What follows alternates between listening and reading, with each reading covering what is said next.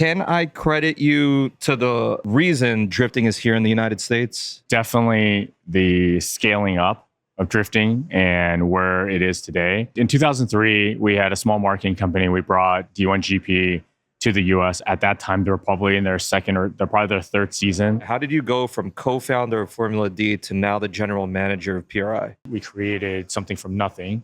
FD became the second largest social media footprint of all motorsports, in America. And we were able to do a lot with very little. Is there something that can be added, enhanced to what PRI and what, the organization as a whole is doing? And I think that's kind of the mutual desire to all right, what can we do? And our special guest today, Jim Liaw, general manager of PRI and co-founder of Formula Drift.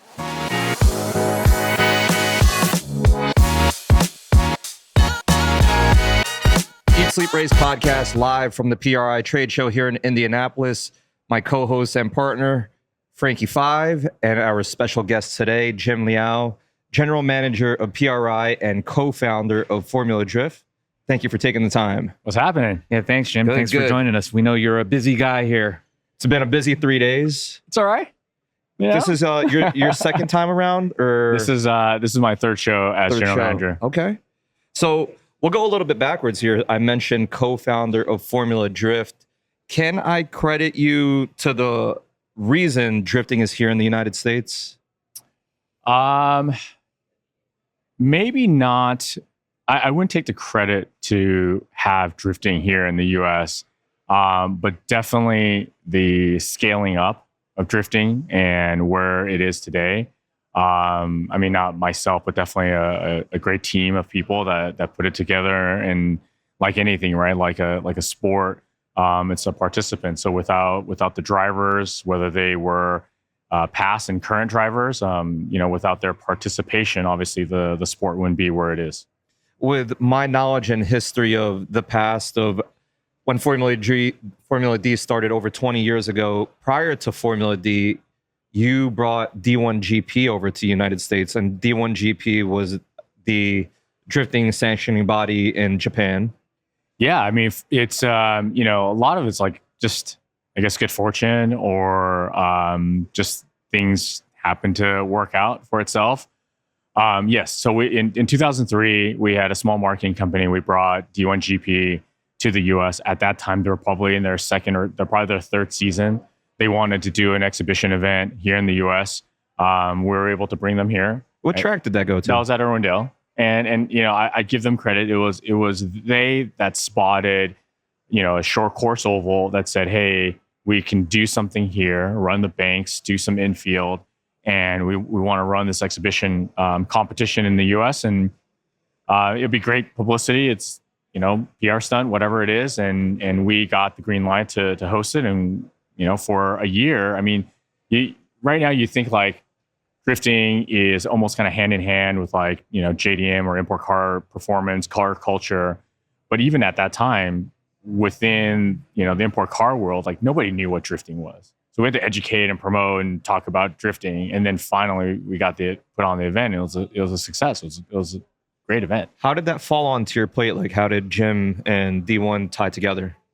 Well, we were doing a lot of work and, all our roots, right? Like come from, the import drag racing days. And we dealt with a lot of JDM companies. So the Apexes and the HKSs and, Yokohama Advans of the world. And it was through a lot of good friends and their home, offices that recommended us to do that. And so they made the intros. We went, had meetings, and basically got the deal.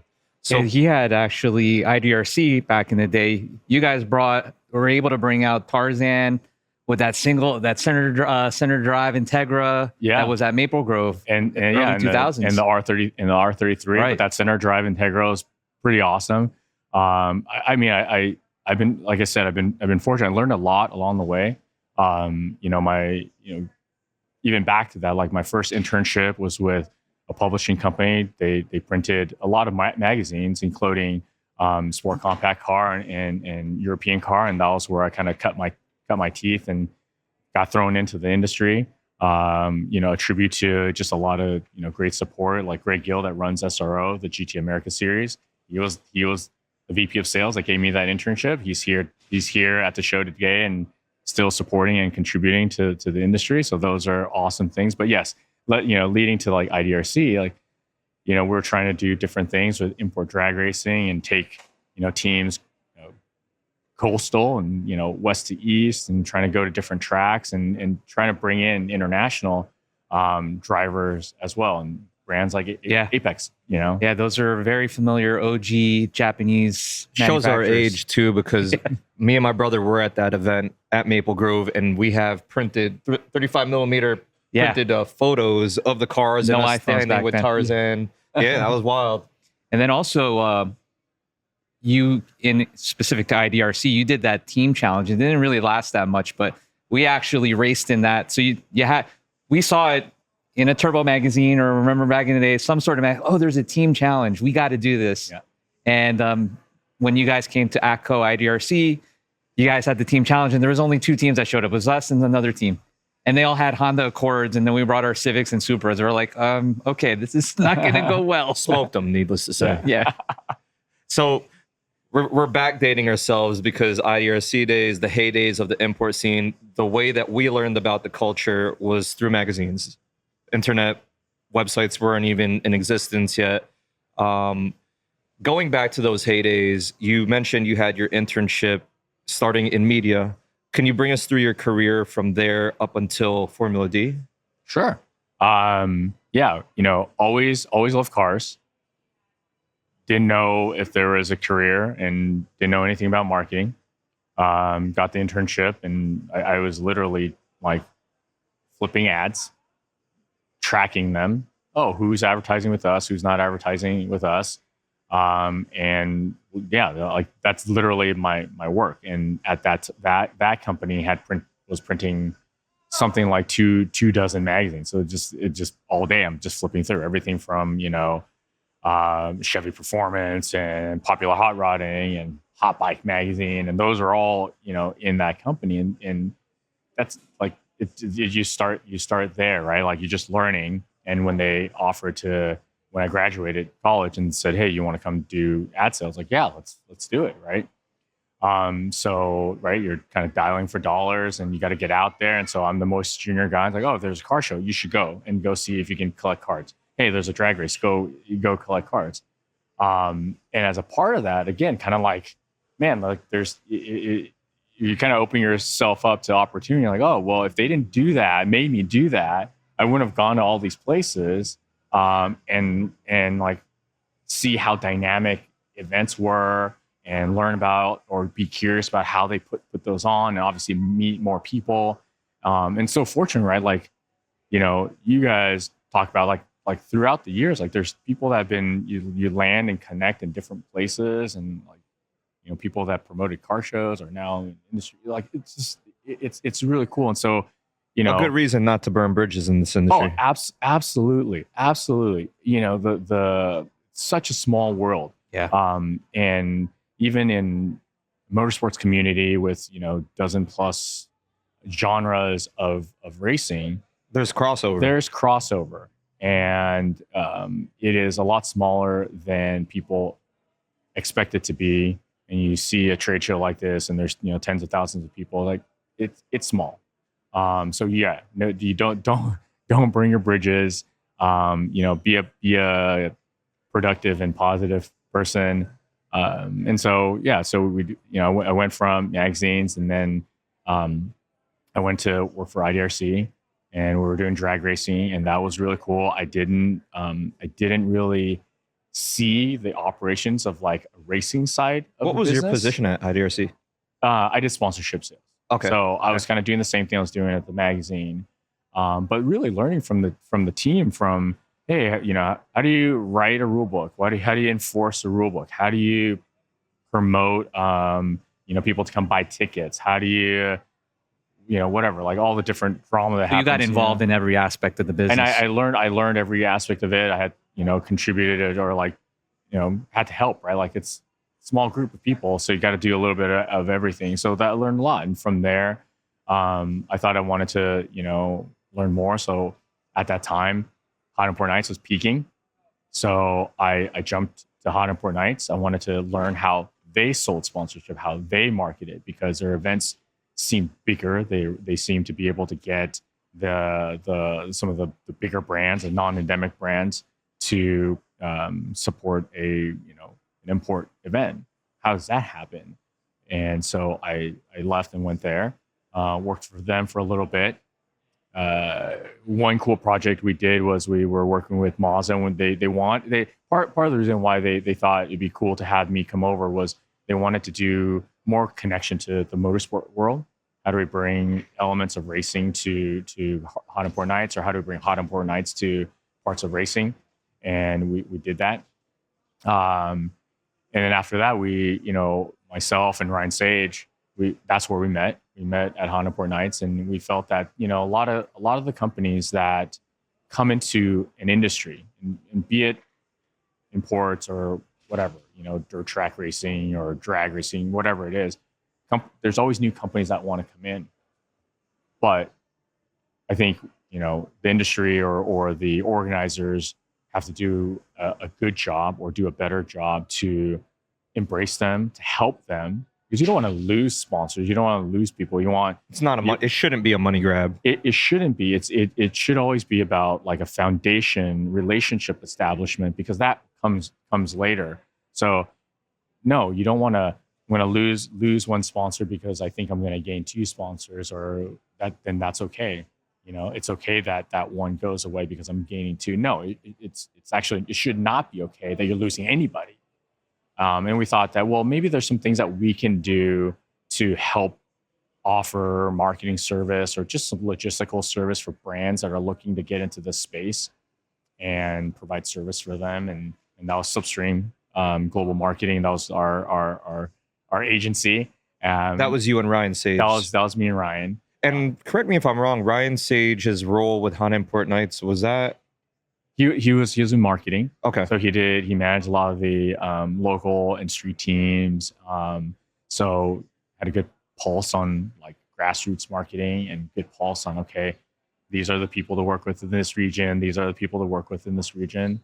So, so Slipstream was doing that, and we were doing events for, people like Mazda was a great supporter of ours at different tracks. So, and again, because of them, they opened the doors to places like Laguna Seca and to Road Atlanta and to, relationships with at that time was the American Le Mans Series, which is IMSA, and to SCCA and all the different entities that they worked with. And of course, as a result of that, when we brought D1 over and D1 decided not to continue in the US and we launched Formula Drift, we already had a great support base of people to go to. So if you look at like the first four rounds, or first four, season one, right, had 4 rounds. So Road Atlanta, already worked with them, they paved that horseshoe section before they even had one event with us. Awesome supporters. We went to Reliance Center, which was convention center in Houston. We had relationships because of projects we did with them, opened their doors. Irwindale, obviously. And then I think it was, and now I hope I don't get it wrong, I believe it was Sonoma. So, just these places that we didn't burn bridges, good relationships with. They opened their doors to us. So you did Formula D because, and you were able to grow because of these relationships that you had. Take it back to the beginning. Why drifting? What was drifting to Jim? So drifting to me was purely just aesthetic, like as a fan. So if you were to test me on a car, probably not at a certain level, technical level, what can I install, build at a certain level? I always get asked like, oh, did you drive before? Were you driving? Can I? Yes. Am I any good? No. But that I think puts a perspective of like I'm a fan, right?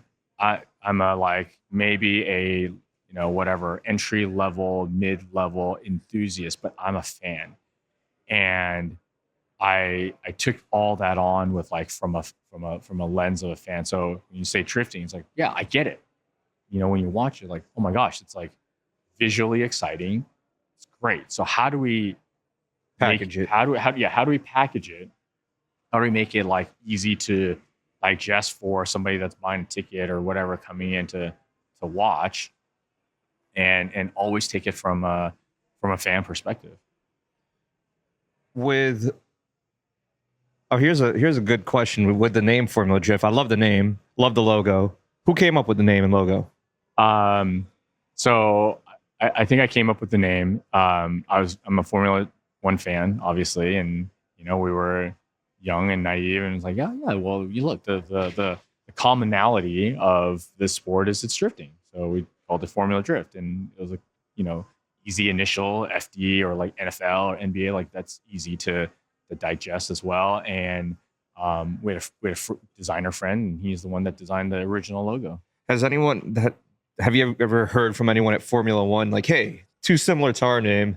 No, we haven't gotten into that. There's Formula a lot of things. Yeah, there's Formula E. Yeah. Even in all national sports start with national, right? Yeah. So since you're a big F1 guy, I think I recall you met Charlie Whiting. I did.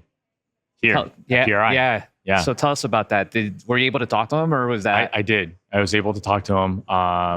Briefly though, right? Just his role is purely a behind the scenes role, right? And that's always really interesting to me is how things operate, right? How does a show like this operate? How does the Long Beach Grand Prix shut down streets, right? How do race promoters, or how does all that work? And our discussion was more about like race control, race management. How do they, drivers meetings, and it was a great opportunity. Was there any words of wisdom that he gave to you that you instilled through the years? Yes. I mean, it was really along the lines of like, be consistent. And that was helpful because it ties to, experiences that we had, we're newer in the racing world, right? It's a newer sports or newer series. So you're under a lot of pressure all the time. Hey, do you need to bend the rules here? Or, hey, let's not be so strict there. And I think he kind of reaffirmed that, look, you got to stay kind of true. You got to stay consistent. You got to keep your integrity. And it just reminded me of like number of like instances that we were pushed to that. And so it's good that he reiterated and supported, like, look, just you gotta stick to your guns. Your involvement for FD was 19 years? Almost 19, like 18 and a half ish. What would you say was your biggest challenge in those 18 years? Oh, wow. There were different ones in different kind of phases of the series, right? One's got to stand out. Because like there are many challenges starting from scratch. I get it. Yeah, I mean, a lot of the challenges come through really just education, and that's a pretty broad statement, but education in a lot of ways. Like you have a field of drivers, young drivers that are car builder, driver, team owner in one. So not only are they in their first foray into like formal motorsports, so it's their kind of first time in kind of for formal setting on track. In that environment, it's their first time kind of running their own team, business, balancing the books, and so the challenge was to do what we need to do from a series standpoint, but also educate and help these drivers and teams grow in their kind of business acumen and professionalism, and because they have to get to a point where they thrive, right? They have to get to a point where they're doing well. Otherwise, what's a series without drivers being successful, or at least being be able to pay the bills. I think this goes along with starting a professional sport from scratch. It's one thing that you're building the business behind the scenes, dealing with the tracks, the logistics, et cetera, et cetera. But then again, your stars of the show are novices and new to the sport as well as you are creating the sport. Right. So you're not only you're mentoring and not more so growing the talent along with the sport in general. Everything's going together. Yeah, we're almost all kind of learning and growing at the same time. Right. And there's like, talk about like growing pains, like literally like every season, after every round, there's something to learn, there's something to improve. And it's just, and you're asking like a challenge. I'd say, one challenging part for a really long time, and probably even a little bit now, is that because of the newness of it and because it was full of young people, like you could just imagine, right? Like we're, Ryan and I going in and trying to get sponsorship dollars for this sport, and we're walking to new tracks because we're trying to add new rounds of like, what is this that you guys are doing and who are you? No, trust me, we know what we're doing. Really. So that took some time, right? To get like, hey, we're legit, we're consistent, we're not a fly by night operation, and it's a long game. And so I think we did a lot of things right, and the reputation now is that, okay, they run a good program and it's a quality program, and there's measurable metrics and results and all that kind of stuff, and they hold true to rules and regulations and make sure that fans and competitors are safe and so on and so forth. With so many successful events, sold out events in your time, what would be a memorable moment that stands out? Oh man. One memorable moment from back is, so the D1 event went off really well, right? That's August 2003. And it was one of the biggest ticketed events at Irwindale since its inception. And so obviously we start the series, and we it's almost like we kind of did it to ourselves. We have this cloud, right? The Japanese drifters are the best. The Japanese series is the best. We have this kind of cloud over us, a shadow over us for a number of years. And first 2-3 seasons was always about kind of, no, we're different. This is how we're different. It's the same, but it's different. All the time. Are you bigger? Are they bigger? So there's all these like kind of like referencing. But at the end of 2006, our third season, FD has ended the season finale at Irwindale every year. And so season finale, season 3, Irwindale Speedway, and we get ticket numbers that were bigger than that 2003 event. So that one was like almost like a like sigh of relief. Like a weight off, like this, like literally this like monkey off your back. It's like, okay, are we good now? Like we're here, we're three seasons in. What an achievement, right? We sold more tickets than we did. Look, the US drivers are going to be a draw. They will be entertaining. It'll be fine. Have you at any point ever heard back from D1 GP? Like, because originally they said no to using their name, right? At some point they had to be like, man, we should have let them. They're putting on a great event. We should have. No, not on a one-on-one basis. I don't think it's ever been said. I don't think they've vocalized it. But my hope is that it's recognized. There's a number of them that recognizes that. All right. So fair enough. In your career, in your motorsports career, is there anything that you would have changed or done differently based off of where you are now? Outside of FD in general? Yeah. Your entire motorsports career. Sure. I think in hindsight, of course, but at the same time, like, well, if we didn't stumble, along the way, circumstances or like the grittiness or the persistence or whatever it is wouldn't be, in me or whatever. So in that sense, yeah, maybe not, right? Maybe it had to happen a certain way to get to this place. But I would say that I definitely needed. It would have been great if I learned more, from a like a marketing or from a business operation sense of things. Like if I just learned more, because I think if I did, not that it necessarily would have, and maybe it would have changed things, but it would have definitely made a few,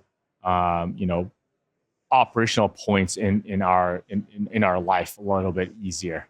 Like I didn't have to like learn as I go and make mistakes as I go. Like if I had a little bit, more experience, everything from finance and balancing the books and that type of stuff, just like a little bit more would have just made those certain days just a tad easier. Did you have any formal education? I did. I went to UCLA as an economics major. 2 years in, I realized, or a year in, I realized like, well, oh yeah, economics is, and this is where I say learning, right? Like, my assumption was economics was the same thing as like business management. Like, well, obviously it's not. Well, now it's obvious, but it's not. And so I'm getting killed, and I don't really get it, and I don't really love it. So UCLA had a Asian American Studies major that just, it was always like a minor, and they made it into a degree. It's like, great, let's do that. Like that interests me. So I did that, and by more for like improvement, self-empowerment, self-knowledge. But by my senior year, it's like, well, what am I going to do? Right. Like, where am I going to go with this degree? Like, I'm not going to be like a teacher, a college professor. It's like, shoot, now I got to find a job. Like what the hell am I going to do? And that goes to the internship, where it's like, I'm back in our like I'm picking up the phone. Hey, because there's no email back then. Yeah, no email. It wasn't or the I'm not level going to write email today. I'm going to write letters or whatever. So the easiest thing is like, let's go down the list. At that time, a lot of auto manufacturers, especially the Japanese ones, were in Southern California. So it's like, hey, Honda, do you have a summer internship? Hey, Toyota, do you have a summer internship? So you were going specifically for automotive. I'm like, if I can't find anything that I don't have the experience for, maybe there's a passion play here. And, oh, by the way, when you're at the grocery store, you have all these magazines. I'm going to flip through them. Oh, hey, who was local? Motor Trend, do you have an internship? Road and Track, do you have an internship? And by the time McMullen Argus, which is a sport compact car, European car, so one of my favorite magazines of all time. Hey, McMullen Argus, do you have an internship? And the operator's like, oh yeah, let me pass you to somebody. Passes me to Greg, which at that time was sales director or VP of sales. He picks up the phone, says, how did you know we have an internship? Well, oh, the operator passed me to you. Oh, well, we were actually just about to post it in classifieds tomorrow. But yeah, come on in. And that's it. I think the lesson learned here is persistence. Don't give up. Absolutely. Do not give up. Absolutely. One sadistic exercise I did, I think at one point, maybe I remember which company, but I'm not going to name. So I was frustrated with one of my roles. And I was like, you know what? I'm young. I'm not married yet. I love Formula One. I wrote every Formula One team a letter to see if they had, a position or opening that I'd be willing to move to Europe. You ever get a response? Oh, I did. I still have, I probably do still have all the rejection letters. I didn't get a response from all, but I had some. That's actually nice. They wrote you back. It was nice that they wrote me back, and I thought it was really cool. That you got a cool letterhead. It was on their letterhead. Yeah. Exactly. Imagine that. Teams that don't exist today, I got their logo on a letterhead. That's awesome. That's awesome. You could frame those. I don't even know. That might be like collectible right now. Maybe. Yeah. Maybe. Original letterhead. Let's switch it over to your current job and your position here at PRI. And what was that transition like? Yeah. How did you go from co-founder of Formula D to now the general manager of PRI? How and why? Yeah, I mean, maybe circumstantial again. I think things just aligned. Look, the series is a turnkey operation. The team, and this is the FD team. There are, there's 2 employees that have been with FD since day one. Just kind of shows the consistency. The know-how is there, but it's a small team, a small operation, and I felt that maybe it was getting a little bit, top heavy. There's, we want to give these, team members an opportunity to grow and have more kind of, ownership of different areas or their departments and duties. And yeah, I mean, if it wasn't in the place that it was in, where it's super turnkey, on up and up, we got through the pandemic. 21 was a slam dunk, and 22, and this is after I left, and 22 was even better, and 23 is even better. So it was on an upward trajectory, and so and then that coinciding with, I had tried to run for SEMA board of directors, and that didn't work out. But between, and I'm assuming, right, between working with I volunteer for a number of different SEMA councils and networks, and knew a lot of SEMA staff, and then obviously the board run kind of maybe put my name into people's heads, and I was approached with an opportunity, to kind of oversee the operational team for PRI, and like, well, it doesn't hurt to have a conversation. Let's talk, and here I am. Wow. So, what is your primary objective for PRI? Yeah, so that's that. And was it just an open position, or were they looking for new blood? It was an open position. There's a kind of a restructuring. My self-interest was, I've done drifting. I am in motorsports, but I've done drifting for a long time. It would be educational, informative to work with and network and learn from other forms of racing, and seeing how things are done. And obviously a different event, which is, a trade show and a trade organization, how does that work? But yes, I think the draw is, well, is there something that maybe I can bring? We created something from nothing. FD became the second largest social media footprint of all motorsports, in America. And we were able to do a lot with very little, and still make a, cultural, economic, industry impact. Is there something that can be added, enhanced to what PRI and what, the organization as a whole is doing? And I think that's kind of the mutual desire to, like, all right, what can we do? In your 3 years now, have you had ideas that are coming to fruition? Yeah. I have a hint, but could you touch on those? Yeah. So, year one was, I came on board about like September. So we're already like, I think I walked into the office when it was like 100-day countdown to the show. I was like, oh my goodness. So now I'm just like a sponge. Getting thrown into the fire. Yeah, let me sit in every meeting. I just need to learn everything. So we ran the 21 show. The 22 show I had a little bit more seat time. Worked with the leadership team and so forth. And, we introduced PRI membership, and we grew the show from 21, which was the first back from the pandemic. We didn't have a show in 2020. And yeah, I mean, I have a laundry list of ideas. So to your questions, the esports area is probably the one that I'm definitely loving a lot, because I remember right in the pandemic, everything was about, everybody went virtual. Every racing series was using whatever platform from iRacing to Assetto Corsa, and they're racing.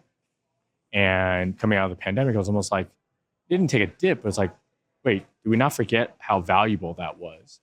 And do we not forget that for, and how come we're not talking about it? And I think about, FD drivers, right?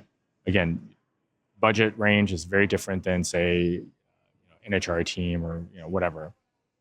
And so what drivers learned during 20 was I can actually do a pretty good setting of the next FD round I'm going to, and I can drive and get extra seat time before I actually put a car on a trailer, put gas in the gas tank, and drive out there. And what great like tool, right? Did it save them a few bucks? Probably. And did it help them in their performance on track? Probably.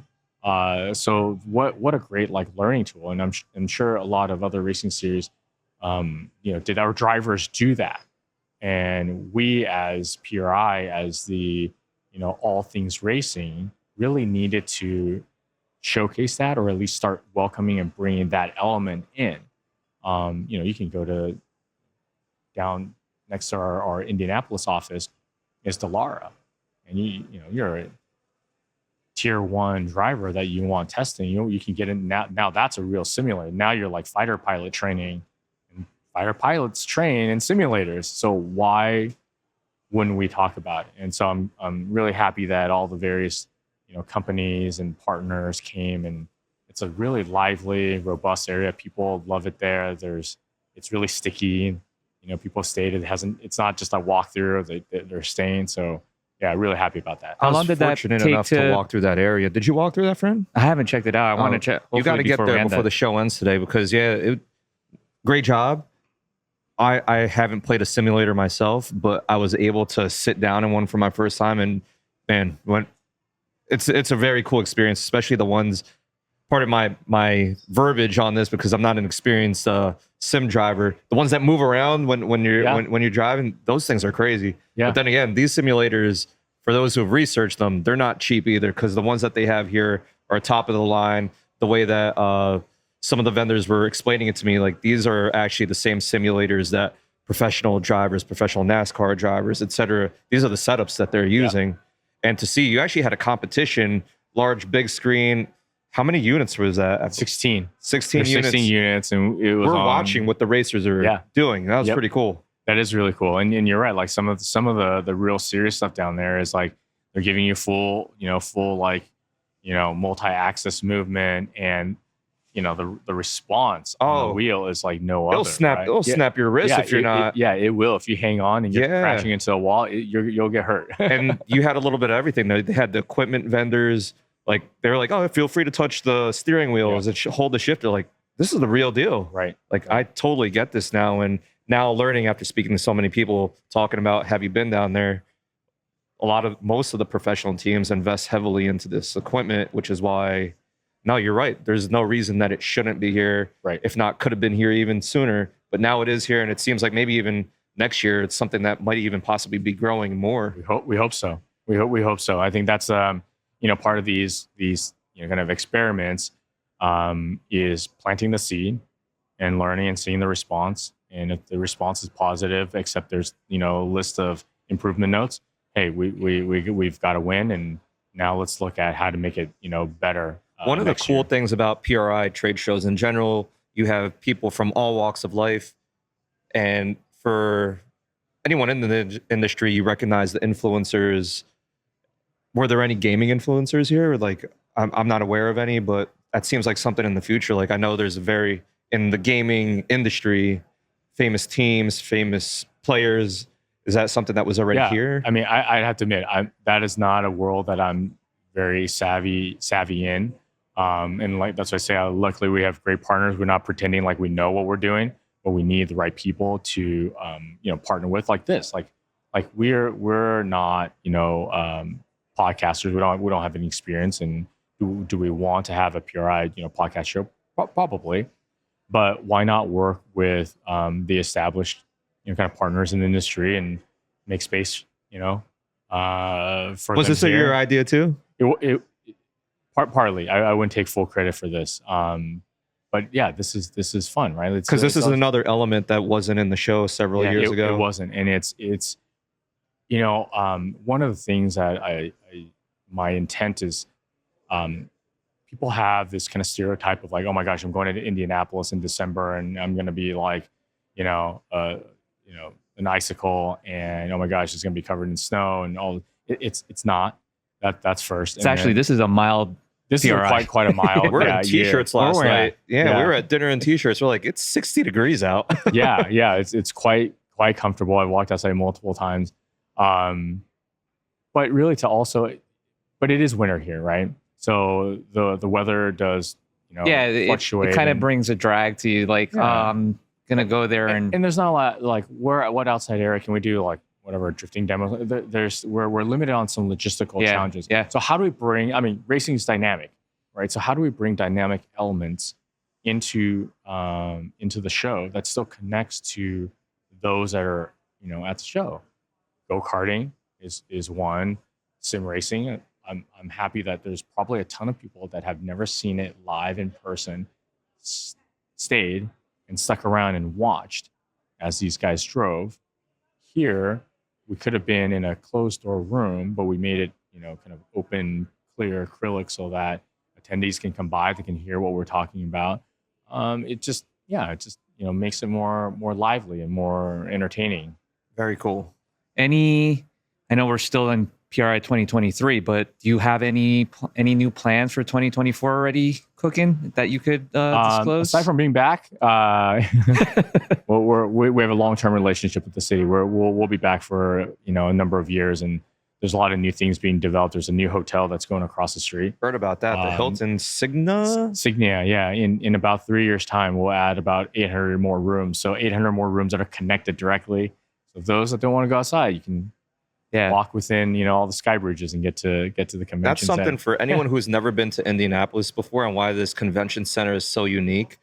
A majority of the hotels, even the mall, parking garages, they're all connected by bridges, and you technically walkways. You don't need to leave, go outside. So if it is a cold winter, which it hasn't been in the past 2 years, you don't have to go outside. So any complaint that you may have, it's too cold there. Have you ever been? Right. Because you don't have to step outside. Yeah, if that's going to stop you from being here, you're losing out on a really valuable opportunity for your team, for your business. Yeah, there's like 14 hotels that are connected directly to the convention center. And even the convention center, these like hallways, some of them are open till 11 o'clock at night. Yeah. So you can still duck in if you really need to. Since you're all about learning, and I know we're coming up to time, hopefully give you some time. What's a few things, or one or two things that you've learned since joining PRI? Since you always have that I need to learn. What stands out to you that you've learned from being part of this trade show? Don't forget, or don't be intimidated, and don't be afraid to ask questions. It's okay to not know, and it's okay to even though you may assume that it's a negative response or whatever, it's like being open and willing to receive input and feedback just opens the doors to a lot more conversation. You take you put the ego aside, you drop your guard a little bit, you take the any sort of natural defensiveness away. Definitely opens up to just really meaningful, respectful conversations. And you learn a lot along the way. I think a great lesson that you touched on is to put yourself out there in any capacity. If you're looking for a job, or you're looking for a career shift, or just looking for a sponsor, or you're looking for any type of industry, correct? It's awareness. And kind of, I'll use your example of how you went for the SEMA board. It wasn't exactly the goal that you wanted, but because you put yourself out there, you increased the awareness of people in certain positions that were like, hey, who is that guy, Jim? They might have not heard of you before. You got people talking about you. So just like Francis said, like with sponsorships, if you're not walking the show, people aren't aware of you. If you're not on social media, you're not creating content. You could be the best at what you're doing, but if people aren't aware of that, unfortunately, if you're shy, you're not going to get the best opportunities. It is right. Yeah. It's scary to put yourself out there. It's scary to be rejected, essentially, so coming from such a high role, president, co-founder, a lot of the topics that come up between racer conversations are sponsorships, right? Like, hey, how do we get sponsored? And that's one of the big recommendations that we give. It's putting yourself out there, communicating with as many people as you can. It's also what more do you have other than the car or you being a driver? Yeah. And Jim also said the biggest one is relationship. Yeah. Right. Yeah, we were saying, right? We go back to like burning bridges, right? Like, don't go in the room and they say, "Oh, don't work with that guy." Yeah, or like just because they rejected you for your proposal, like you shouldn't suddenly now this company, this person is like on my blacklist, and I'm gonna oppose them any way I can. I'm gonna, whatever. Like you never know. You don't know the full happenings. Maybe they're budgets are getting, cut, or their company is struggling, or don't take it personally. Yeah. It's just like, okay, I learned. Okay, maybe I made a mistake in this, or maybe I should have said it a different way. Okay, cool. I'm going to apply it to next. And every time there's a no, you're learning something from it. Cool. So whenever if you're watching this and you ever meet Jim, make sure you're personable. You never know down the road. Clearly, Jim started off Formula D or drag racing. Media, drag racing, drifting, now motorsports in general as a whole. The future holds what the plans are. And do you have anything else to hold for him? I think we're good. Jim, we appreciate you. Yeah, man. Thank you so much Thanks for the opportunity and taking the time. Thanks for having me. I actually have to give you credit that you're here on the show, because we're here because you invited us to be part of the podcast studio. Yeah, I saw what you guys are doing. It's cool, and why not, right? Yeah, I appreciate it. Thank you. Like all flavors and tones and topics of racing.